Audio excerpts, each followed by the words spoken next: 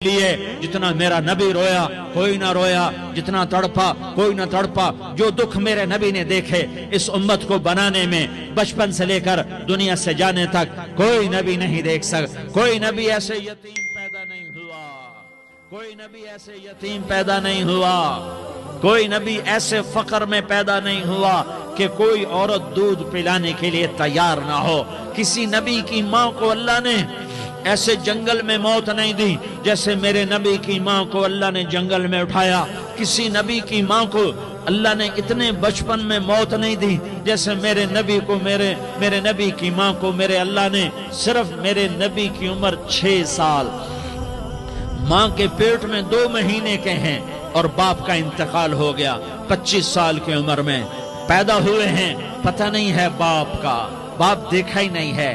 6 سال کے ہو گئے ہیں، سارا کچھ ماں ہے، باپ بھی ماں ہے، ماں بھی ماں ہے، بہن کوئی نہیں تو بہن بھی ماں ہے، بھائی کوئی نہیں تو بھائی بھی ماں ہے، کوئی 6 برس کے بچے کا دوست کیا ہے، دوست بھی ماں ہے، اور سب کچھ ماں ہے۔ اور گود بھی ماں کی، کھلانے والی بھی اماں، سلانے والی بھی اماں، چلانے والی بھی اماں، بٹھانے والی بھی اماں۔ میرے نبی کو تو ماں کی ضرورت ہے کہ میرا نبی جوان ہوتا، شادی کرتا، اولاد ہوتی، پھر ماں کا سہارا لے لیا جاتا۔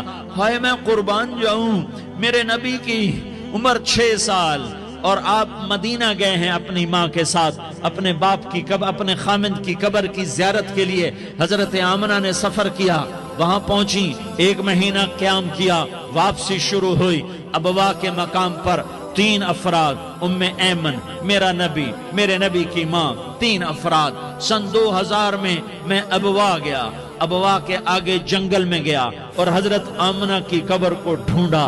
میں نے زندگی سفروں میں گزار دی، میری زندگی ساری سفروں میں گزری اور سفروں میں کیفیات واردات مختلف دیکھی۔ میں بیت اللہ کے اندر 2 دفعہ داخل ہوا اور وہاں نمازیں پڑھی، نفل پڑھے، پر جو کیفیت میں نے حضرت آمنہ کی قبر پہ دیکھی میں نے بیت اللہ کے اندر بھی نہ دیکھی۔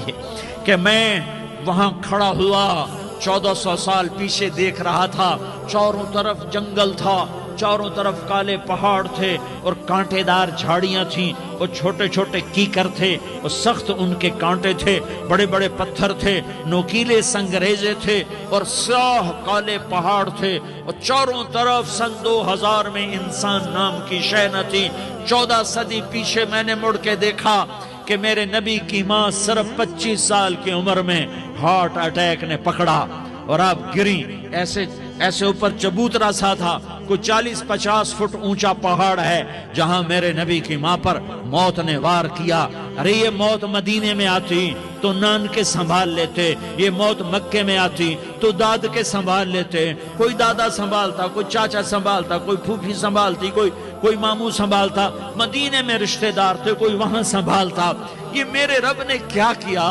یہ لیاری والوں کو پیغام دیا کہ دیکھو دیکھو اپنے نبی کے مصائب دیکھو، تم جھک جاؤ، سہ جاؤ، اللہ اور اس کے رسول کی رضا میں پی جاؤ، سہ جاؤ، تو تمہیں عزت کے تاج مقدر، تمہیں کامیابی مقدر، تمہیں عزت مبارک، تمہیں کامیابی مبارک، تمہیں رحمت مبارک، تمہیں جنت مبارک، تمہیں اللہ کی رضا مبارک۔ ظالم کے ساتھ کبھی میرا رب نہ ہوا، مظلوم کو میرے رب نے کبھی تنہا نہ چھوڑا۔